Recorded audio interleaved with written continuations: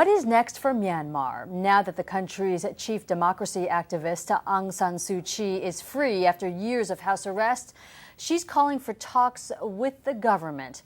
Myanmar's ruling junta has refused to allow CNN and other foreign news organizations into the country to cover the recent elections and its aftermath, so we won't identify the journalist who filed this report from inside the country.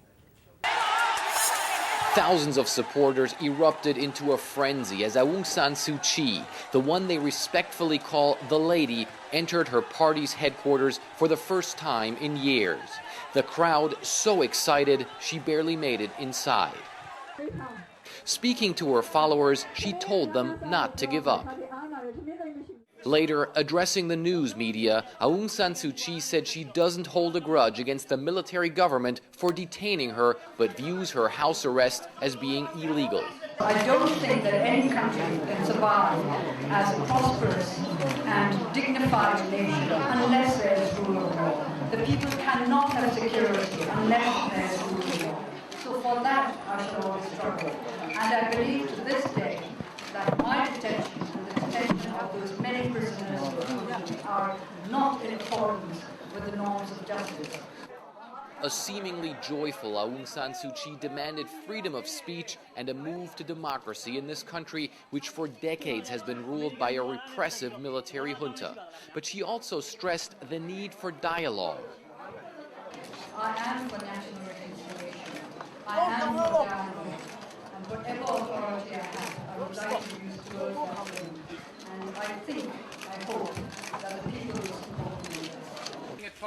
Responding to a question from CNN, she acknowledged the opposition in Myanmar has been weakened by years of attrition at the hands of the generals. How are you going to make a difference now, especially after these elections where your party couldn't take part, where now your party has effectively, at least in the political process, been dissolved?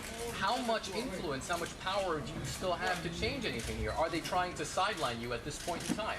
I don't think it's my influence and my power that is of importance. It's the influence of the power of people. And we've always thought that one of the most important duties of the national democracy was to teach the people how to empower themselves, how to love themselves. Her party, the NLD, refused to participate in a recent election and was dissolved.